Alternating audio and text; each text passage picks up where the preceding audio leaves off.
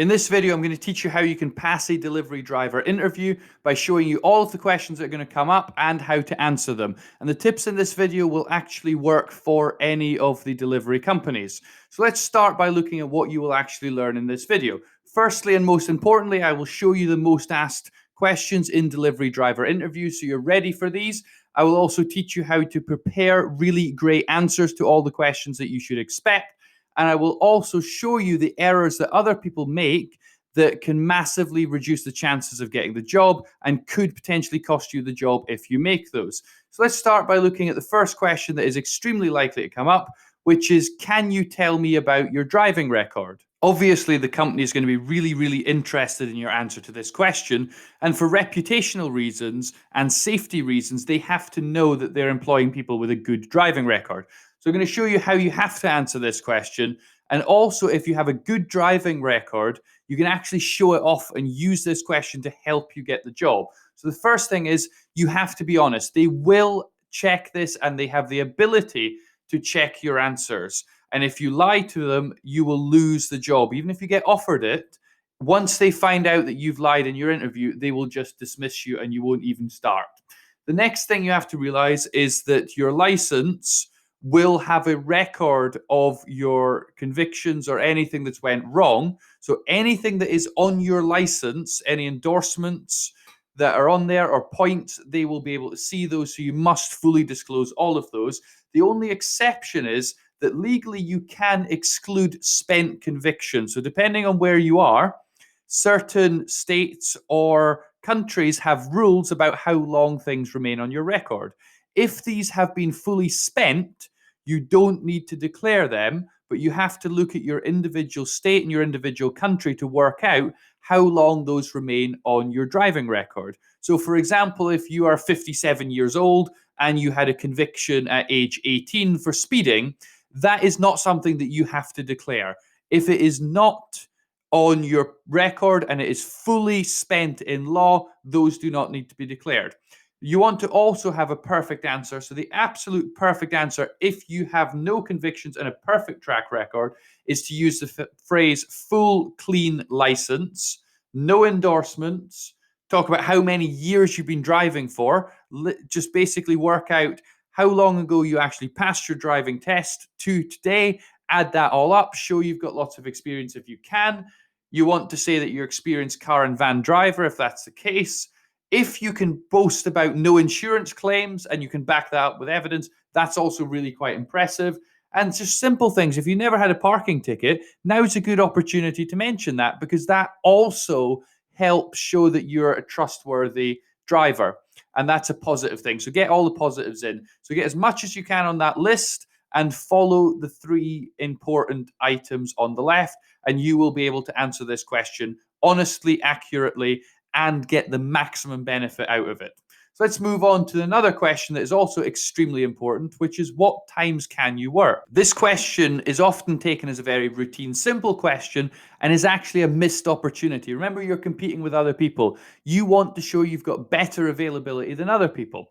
And that will also help you get the job. Fundamentally, when you're doing this sort of question, you want to be saying yes to as much as possible. If they're asking about what about this time, what about this time, you want to try and say yes. The more you say yes, the better your chances are for the job. You want to be open-minded and you want to show off lots and lots of flexibility. So when they say, what about these times? What about weekends? You don't want to immediately go no. And the other thing you must not do in this question is to go straight in with a list of all the times you can't work and then talk about, I can do all the other times.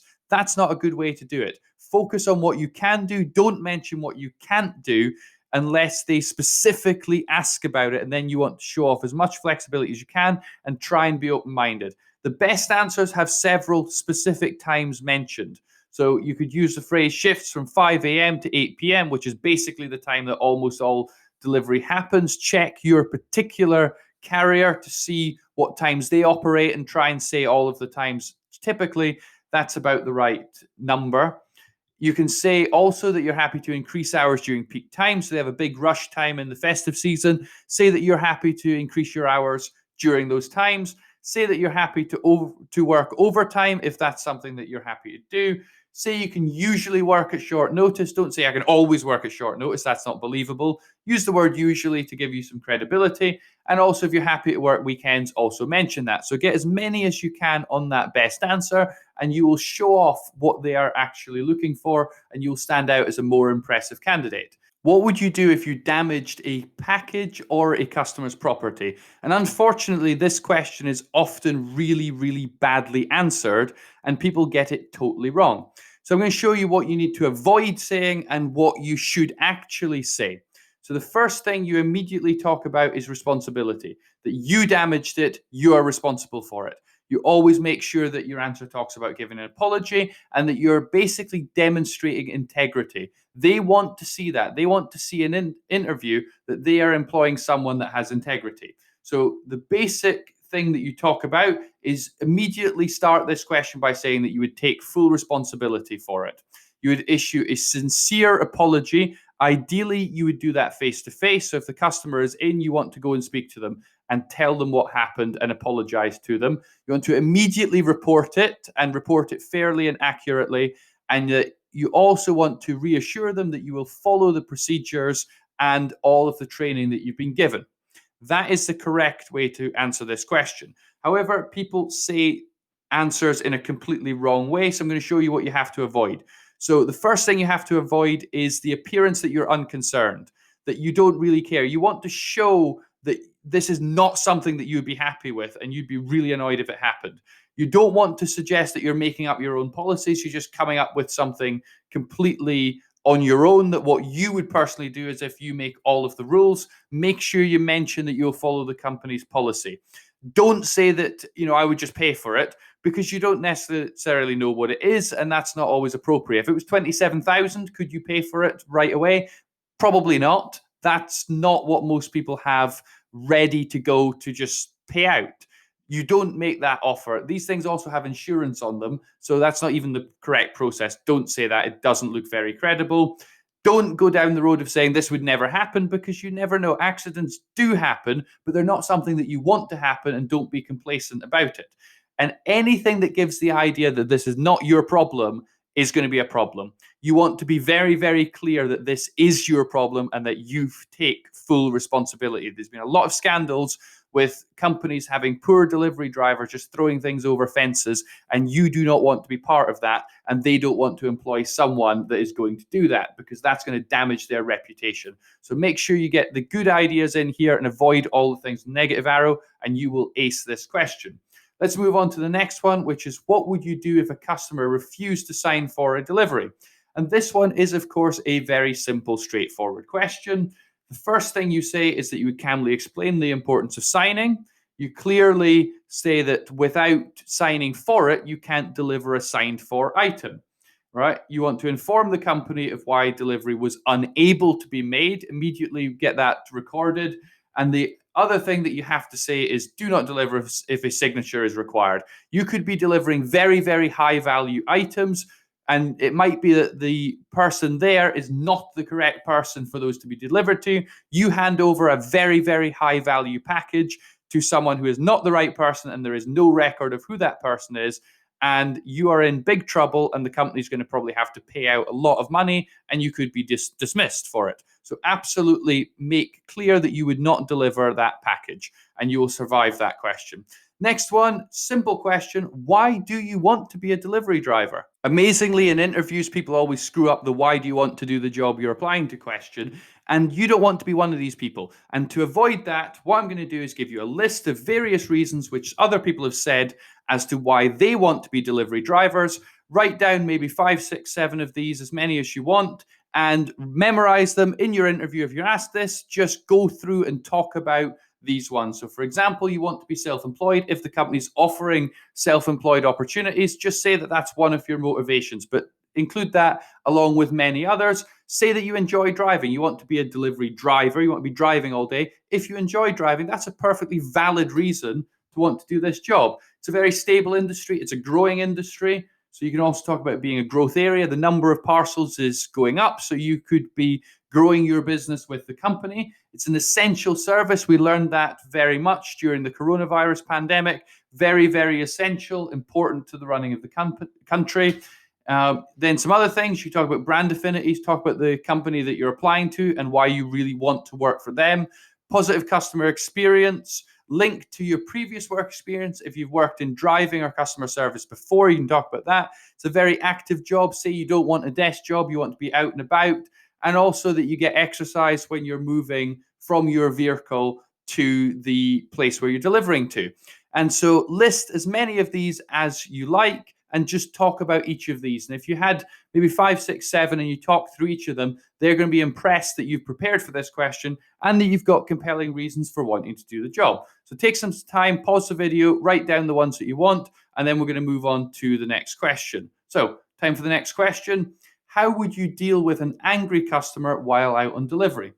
And this is something that happens and they want to be reassured that you are going to act accordingly. So the first thing you want to say is that you could anticipate it. If you're running late, you are going to be aware of the fact that customers may be slightly annoyed and you want to be ready to apologize and behave in a very calm manner. You want to always use the word de-escalate. So if a customer is angry, your main focus is calming the situation down, keeping it under control.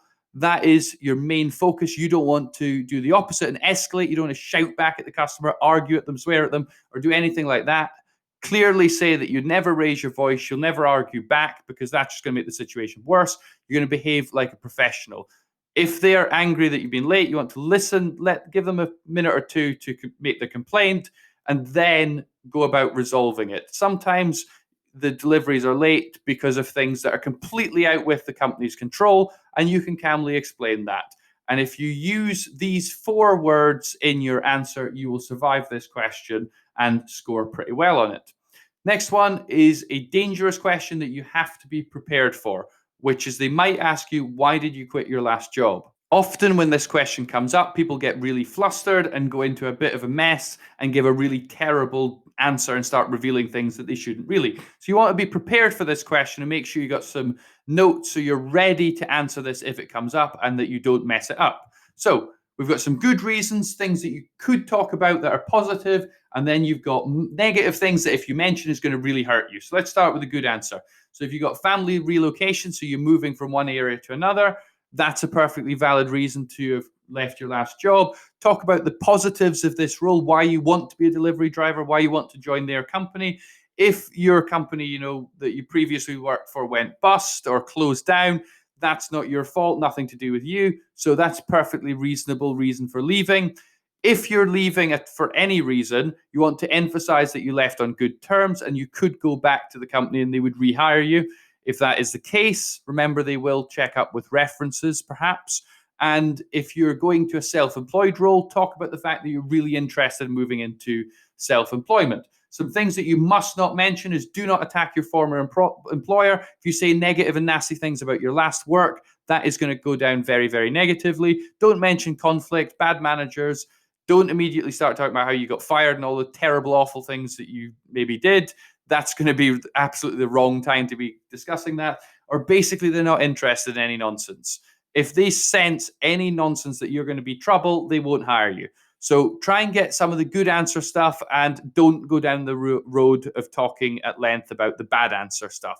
This question hopefully won't come up, but I would have 2 or 3 sentences ready just in case it does.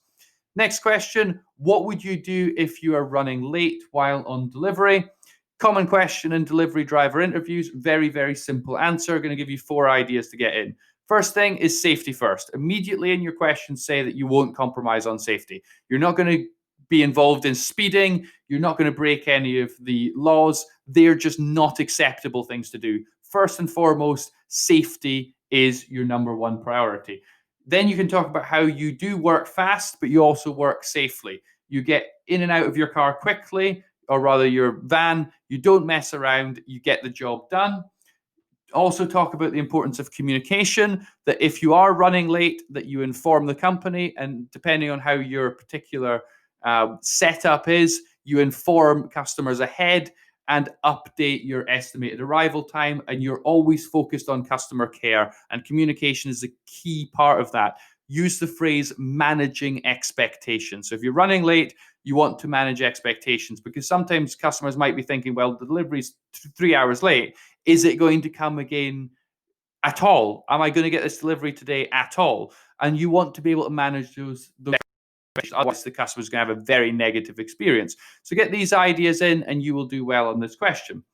Another big top tip that I have for you is before you go to your interview, just take an hour. It doesn't take much longer than that.